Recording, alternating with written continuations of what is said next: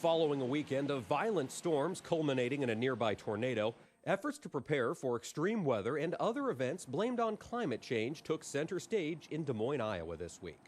The Hawkeye State's capital city is the third of 4 communities to host a White House task force on climate preparedness and resilience. The future of food and resources is really front and center in the discussion. So I think that certainly, while we don't have as large a population base as some of the coastal areas, we are really a significant source of food. Last November, President Obama signed an executive order creating the task force. The team is comprised of 8 governors and a handful of local officials and tribal leaders. The committee will inform the Obama administration how various federal and local governments can better respond to natural disasters and minimize the human contribution to ongoing climatic shift. While climate change is a global phenomenon, the impacts are all local. Over 300 scientists and government officials identified greenhouse gas emissions as the root cause of global warming in last week's peer-reviewed National Climate Assessment. The report alleges that industrial pollution and heavy use of fossil fuels, among other contributors, have led all regions of the country to experience radical environmental fluctuations. Droughts, flooding, and wildfires are all said to be on the rise in recent years, threatening lives and livelihoods in America and the rest of the world. If we're going to chart a course for our planet that's better for our children than the one that we have given them, we must act now, and we must act as a team.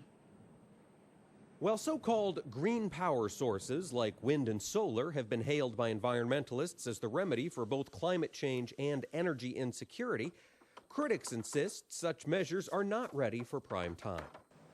Several conservative voices caution that a move away from coal and oil, along the backbone of the U.S. energy portfolio, would cripple the economy. And with the advent of hydraulic fracturing, previously unreachable sources of oil and natural gas have been extracted from American soil, putting the U.S. on pace to become energy independent by 2020. We need to look at the tax structure because an awful lot of the fossil fuels have been given tax incentives through the last 100 years or more to keep doing what they're doing. The long and short of it really comes down to this. It involves principled and informed regulation, a word that we don't want to hear, but I'm really glad that my doctor is regulated. I'm really glad that there's speed limits. This week's summit took place at the World Food Prize headquarters on the banks of the Des Moines River.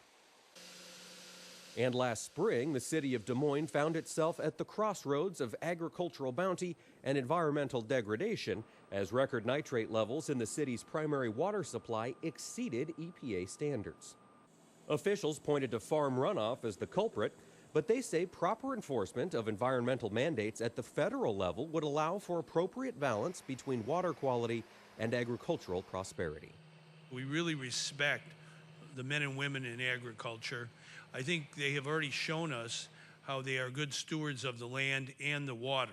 More and more sustainable agriculture, no-till agriculture. And it's very important that all of our water we take good care of.